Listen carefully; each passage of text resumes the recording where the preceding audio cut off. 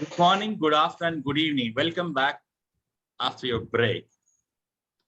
Today, I'm going to introduce one of the wonderful Toastmasters we have in our District 101. We are proud of him, whether it is humor, whether it is speeches, or whether it is evaluation. He is already in District Championship for evaluation. I'm sure that he's going to take the cup back to his home. They're going to share that soon with him.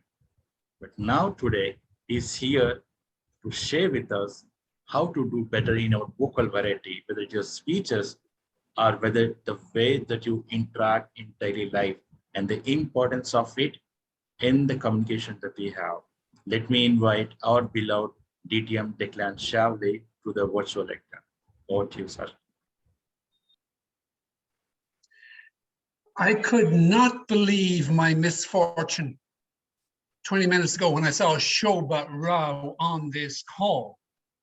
She was there when I made my icebreaker speech in Saratoga Toastmasters 8 years ago. And let me tell you about that icebreaker speech. My evaluator and my mentor, I should say, Jean Gobele, and those of you who have been in Toastmasters remember Jean, wonderful Toastmaster. She told me afterwards, Declan, I loved the story of your early life in Ireland, your education process, why you chose to become an engineer.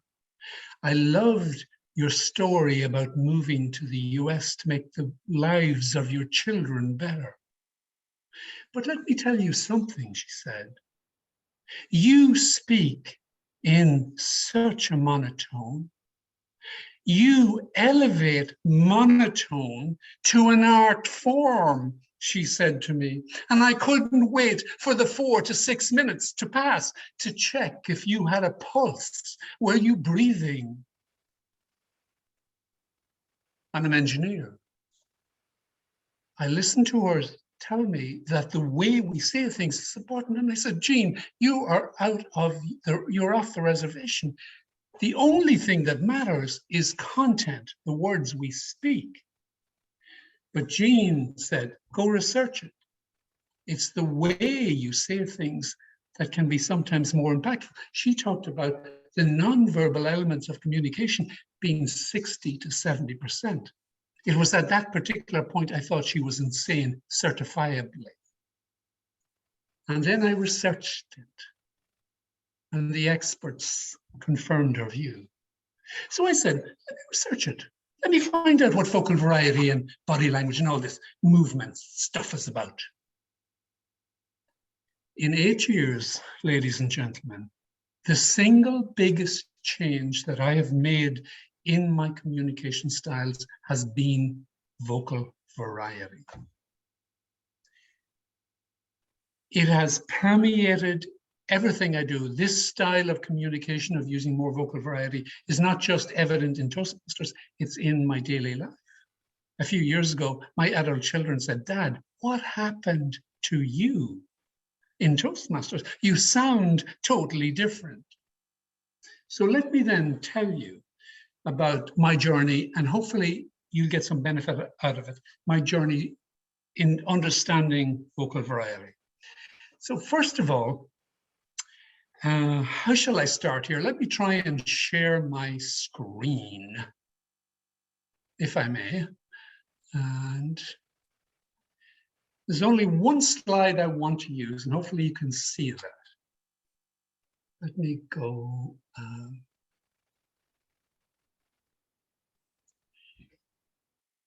And I want to start with my conclusion. There are multiple elements to vocal variety,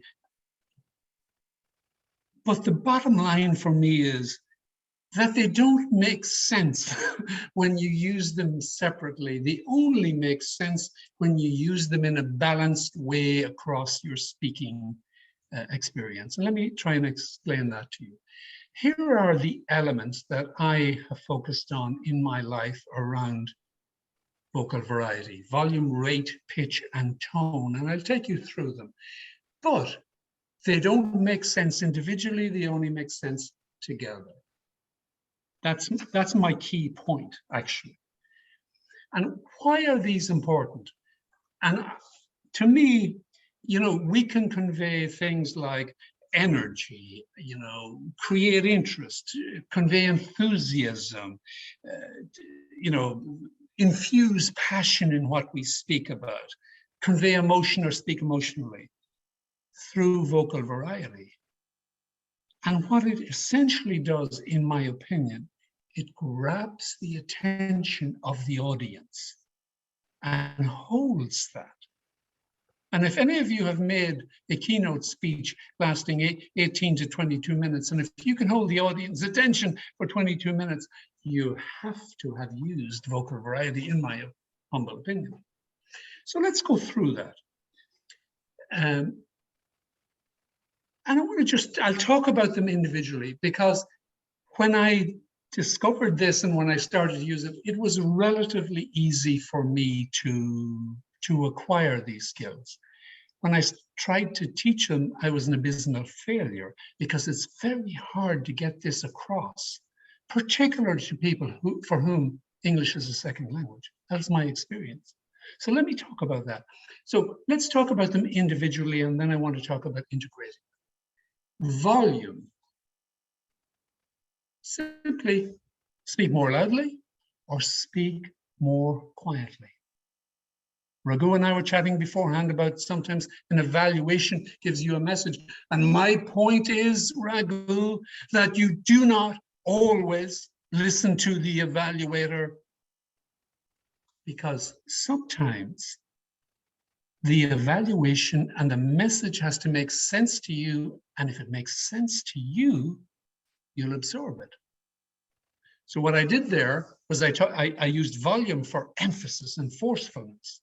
But when I quietened my voice, because I want to be sincere and I want to say, Raghu, don't listen to every evaluator you hear. What makes sense to you? Now let's talk about rate.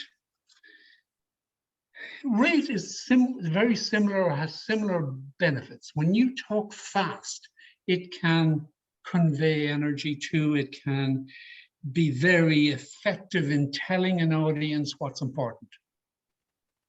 Solazar, I really think you did an excellent job this morning in helping the contest preparation proceed smoothly. I spoke fast for emphasis. Solazar, I particularly liked when you told the international speech contestants, be careful not to refer to a previous speaker. And in that slow tone that you used, you got people metaphorically to lean in and listen carefully, because you signaled with your vocal variety that you had something significant to say. So think about rate in those two regards. I believe that the most powerful rate mechanism, maybe even the most powerful vocal variety mechanism, is the notion of pausing. And I think there are two cases where a pause makes a lot of sense. If I want to say something significant to you, I am going to pause. And when I pause, the way I'm pausing now, I'm exaggerating, you think I've conveyed to you non-verbally that I'm going to say something significant, and I wish I could think of something significant to say.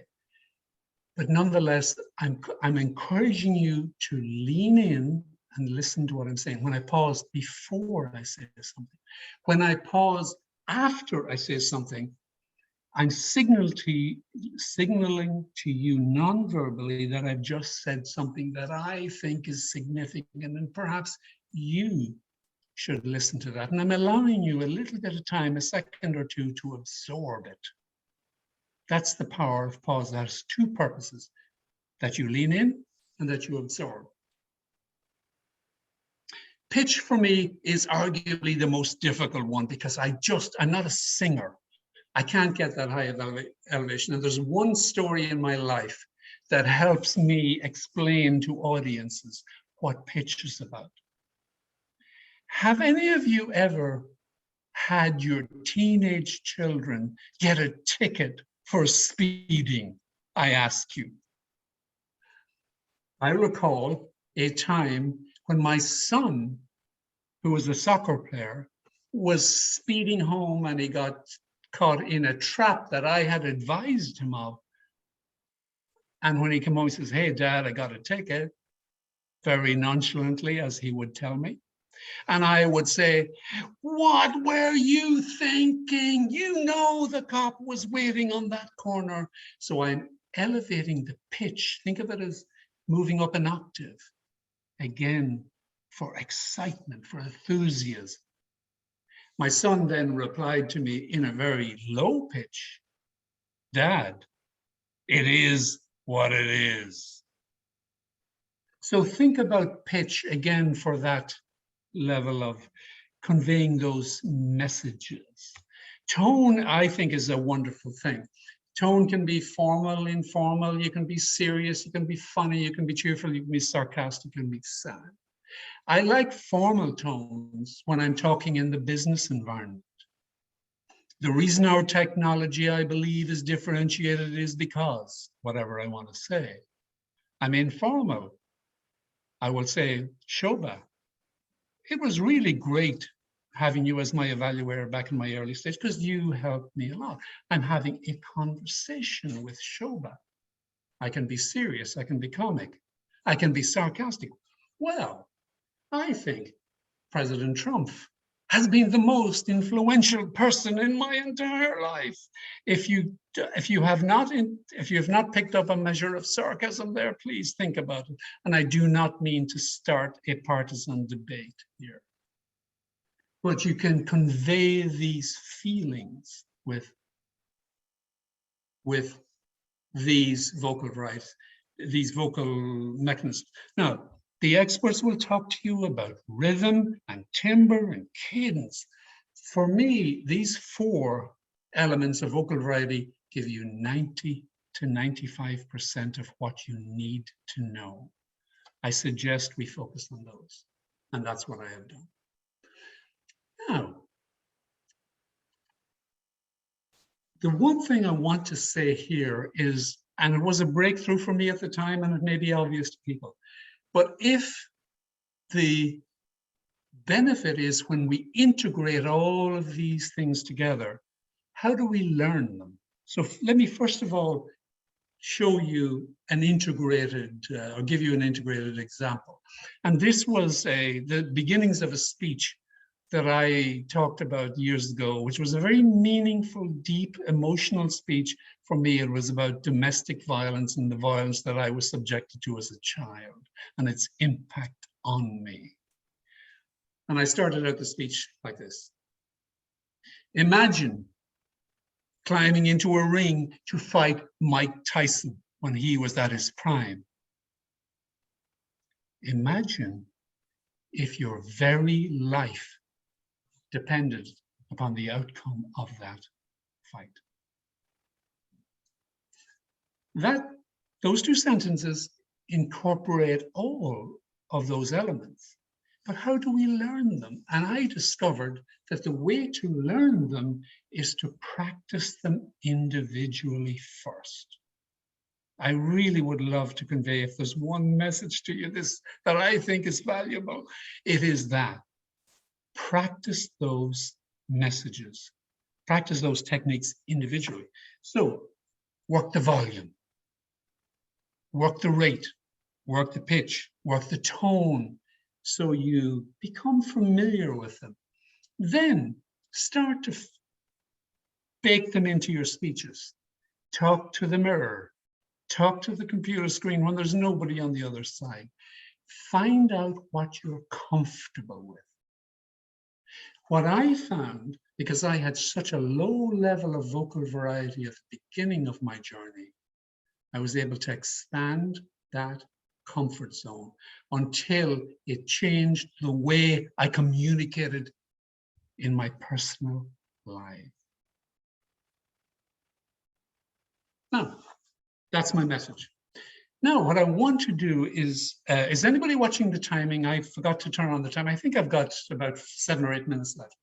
I want to show you, if I can manage the technology, one of the best speakers that I have ever seen that demonstrates vocal variety. Her name is Ramona Smith. She's the world champion speaker from 2018. And if my capability will allow it, I'm going to try and play that for you. I want to play her winning speech back then. And please listen for vocal variety, all the elements I've talked about, and you'll see how powerfully she uses these techniques. Here we go.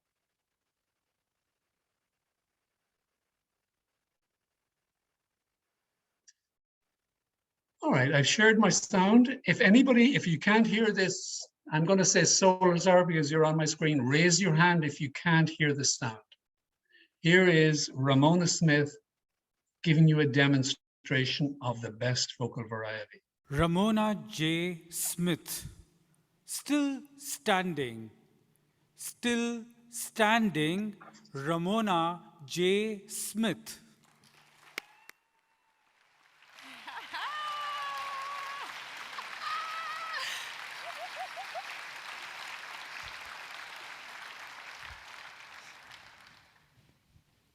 Life will sometimes feel like a fight. The punches, jabs, and hooks will come in the form of challenges, obstacles, and failures. Yet if you stay in the ring and learn from those past fights, at the end of each round, you'll be still standing.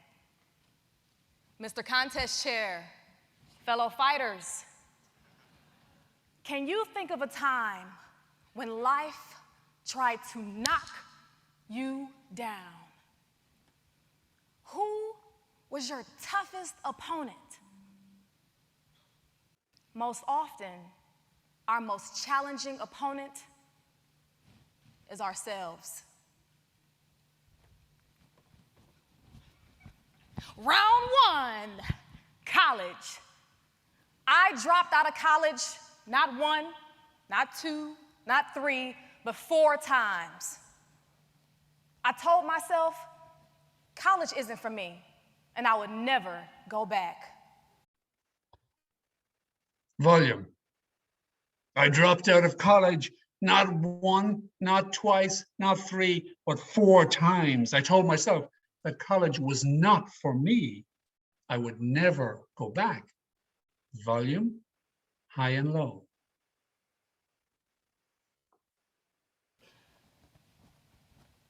Round 2, marriage.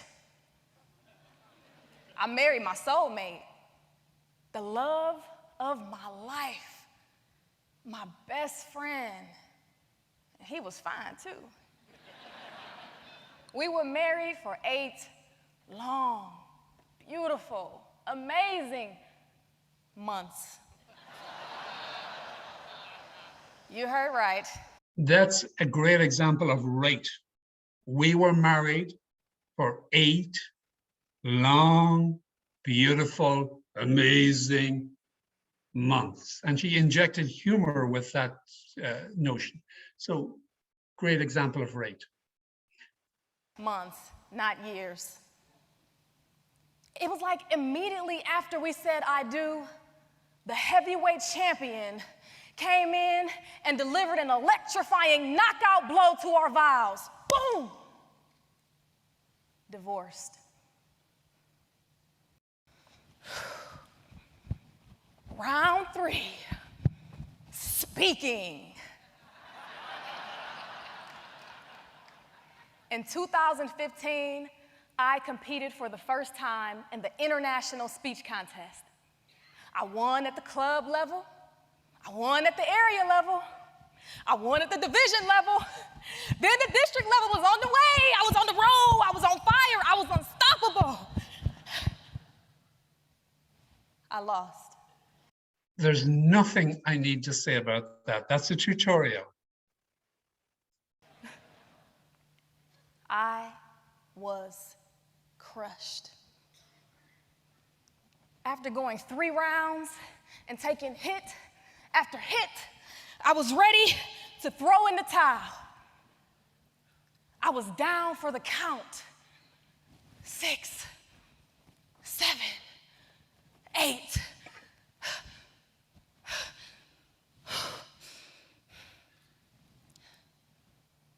When was the last time life knocked you down? Who was that lifeline that you reached out to help you stand back up? Was it your family, your friends, or did you hold on to your faith? Maybe you've never been knocked down, but you've seen one of your family members take a devastating blow. Were you the lifeline that they were reaching out to help them stand back up? Were you the coach in the corner saying, get up, stand up?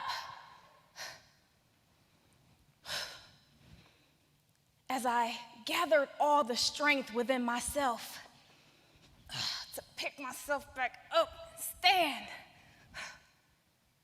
instead of looking into a mirror of defeat, it became a window of possibilities. I got back in the ring. I went back to college. I got my degree and I graduated magna cum laude. Yeah. After failing 4 times, I was still standing.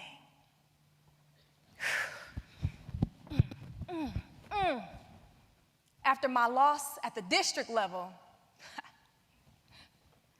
I'm speaking to you from the World Championship stage. It's a moment. Thank you. Thank you. Even after suffering loss, I'm still standing. As for my marriage, I'm still in training.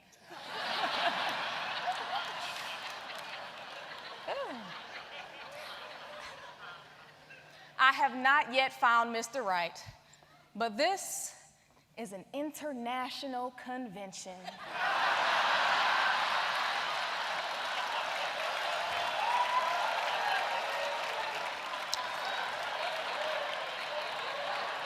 And there are thousands of men from hundreds of different countries.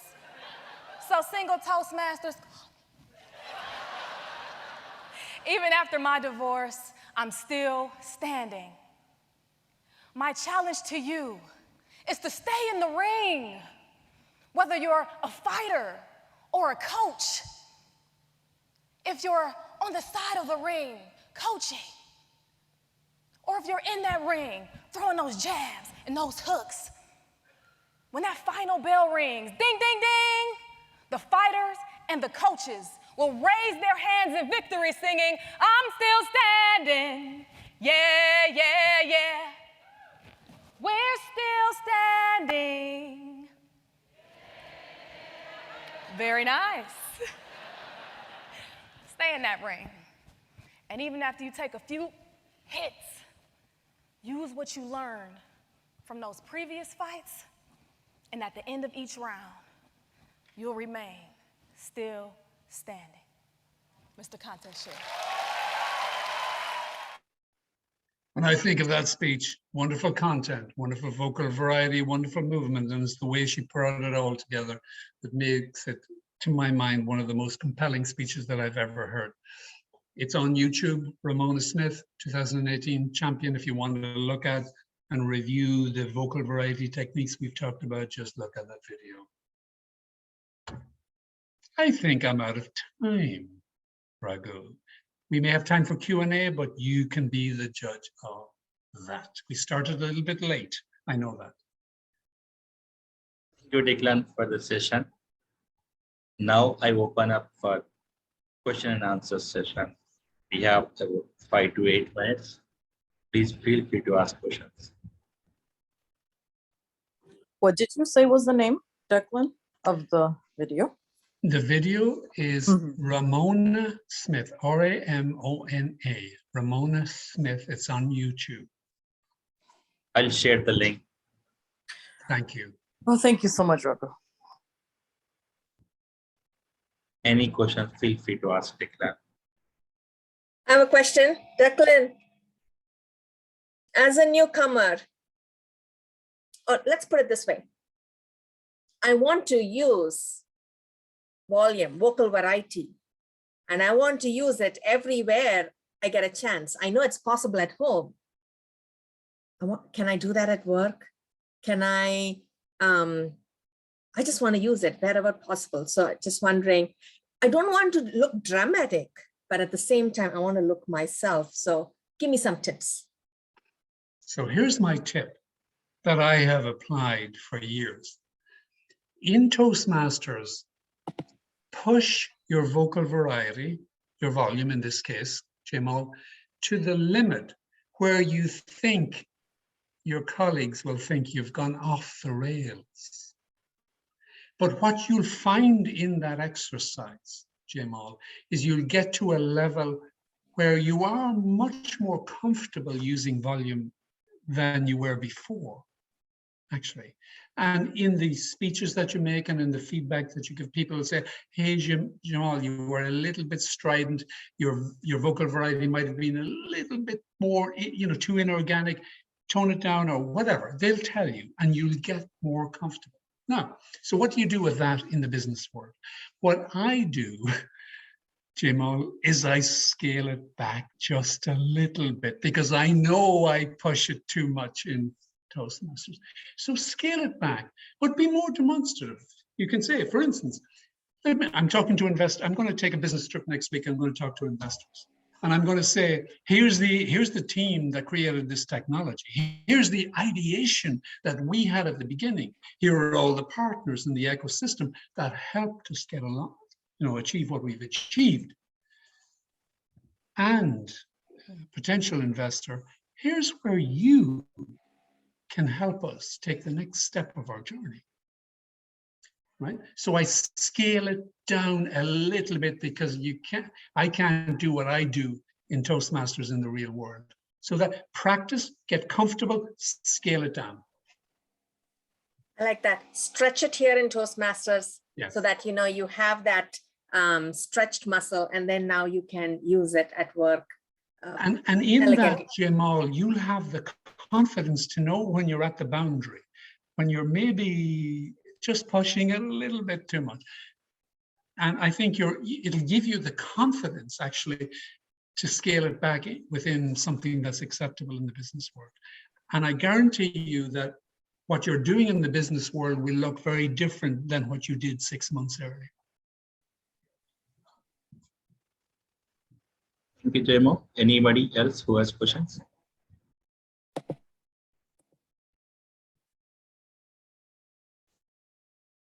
Declan, I have a question.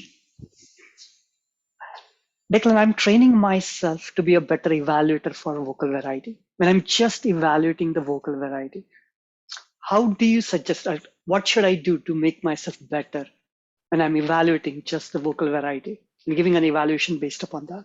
That's a great question. So ask yourself, if you're evaluating somebody from a vocal variety perspective, what did you get? What did you sense? And it's usually what you feel that is incremental to the content or the words the speaker said, Abhijit. Did you actually get excited about it? Did it motivate you? Did you connect? Listening to Ramona when her marriage broke up, you could feel her pain. You could feel her joy when on the 4th attempt, she graduated from college. It was the emotion that emanates most. So look for that impact on yourself. Then you'll know what works for the speaker and you can evaluate them and maybe give them some constructive feedback.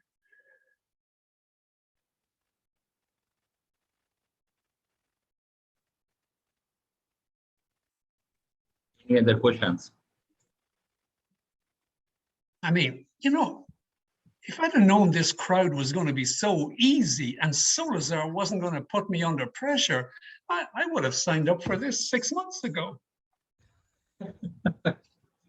The bidding goes one time. Wait, I have rate.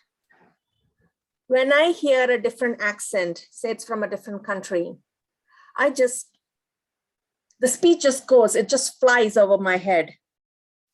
It has to do with the rate, right? I would think.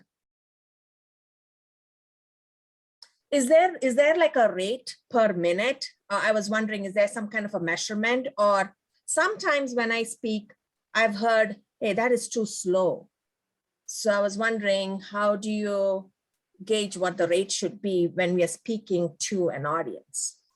Okay, well, there's two elements to that question, and maybe there's two, or at least I'll offer two elements to the answer. First of all, what is primary for me in speaking to an audience is that I am understood.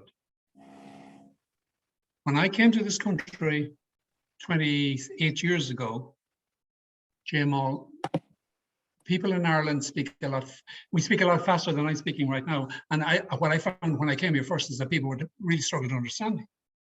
So I slowed it down to be understood. So that's the first thing. Figure out what you have to do to be understood. And for people for whom English is a second language, think about your enunciation of words, because sometimes it's that what confuses, not the rate. So think about your pronunciation and your enunciation. Okay. Then, you know, it really depends. But if you want a good number from me that I have evolved to, because in a speech, I'll speak quickly, I'll speak loudly, and I'll speak more slowly because I want to get perhaps a serious message across. 100 words per minute works for me. So try that. Dial it in. Next time you make your speeches at your tone, check on the rate. Where do people think you went too quickly? Where do they think you went too slowly? Because if you go too slowly, you probably lose their attention. So you're going to have to dial it in, and it'll depend upon the type of speech you're making. When I'm doing a humorous speech, I probably do 120 words per minute because I'm rocking and rolling. When I'm doing a serious speech, it's probably around 100. I hope that helps, Jaymol. Yes, that's good to know. Yeah. I just wanted to say, I have one question. Declan, next time I think it would be really good if you gave the presentation in English, but that's all I wanted to offer. Actually, could you repeat that, Solus? Wendy had a question. Wendy, go ahead. I have a quick question, Declan. Every time we hear you, were you born so confident? What's your tip? How do you grow so confident? That's an interesting question, Oh, because until I was in my mid-20s, in fact, we were married, I give speeches about it, I'm a total introvert, and I didn't speak too much. It was a painful evolution of forcing myself, you know, through customer meetings, through engineering meetings, to do this more and more. And I think, you know, Toastmasters 8 years ago really catapulted me to have a little bit more confidence. I don't think for me, there wasn't I wish there was a pill, or as Solazar would say, chemistry that made the change happen. But no, it was just hard work. Figuring out what works for me, and watching an audience and paying attention to an audience reaction.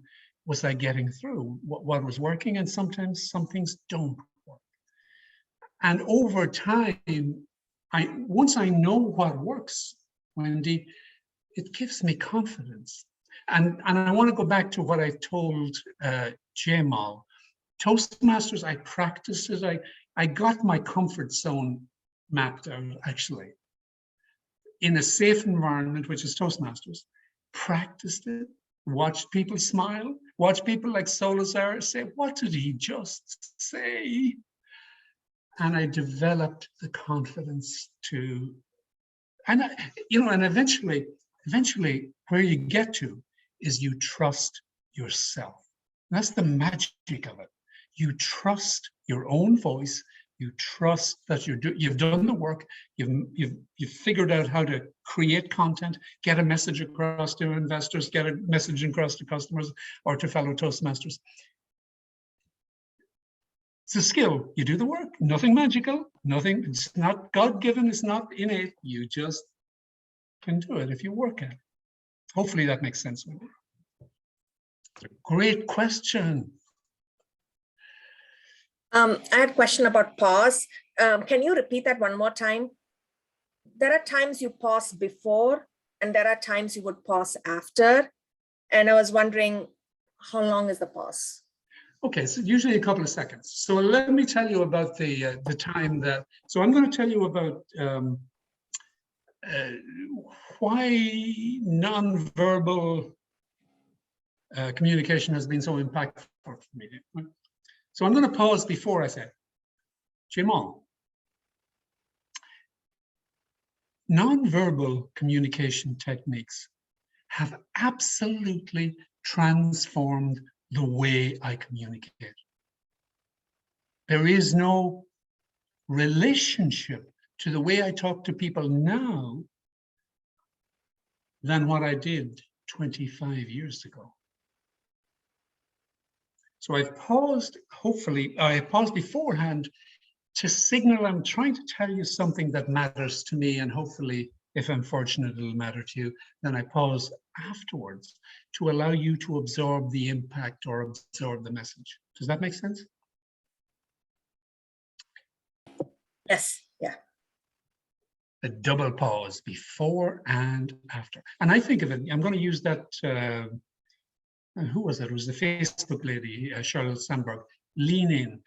When you pause beforehand, you're encouraging your audience to just lean in a little bit closer. What is the speaker going to say? It's powerful, actually. Try it. It really works. And by the way, it saves you time because I could have said, now, Jaymol, I'm going to tell you something that really is important. Or I could say, this technique was transformational, right? There's a difference, right? There's a difference. Yeah, I see that. Thank you so much.